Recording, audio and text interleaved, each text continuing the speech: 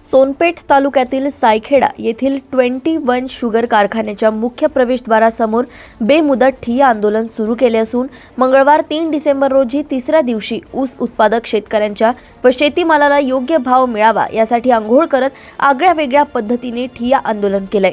या आंदोलनात ऊस उत्पादक शेतकरी सहभागी झाले आहेत। परभणीतील सोनपेठ तालुक्यातील सायखेडा येथील 21 शुगर लिमिटेड कारखान्याने यावर्षीच्या गळीत हंगामात ऊस दर घोषित करून तत्काळ पहिली उचल 3000 रुपये प्रति टन भाव देण्यात यावा। ऊस उत्पादक शेतकऱ्यांना प्रति टन 4000 रुपये भाव देण्यात यावा। गतवर्षी गळीत हंगामातील थकीत बिल अदा करण्यात यावे यासह अन्य विविध मागण्यांच्या संदर्भात बेमुदत ठिय्या आंदोलन सुरू केले।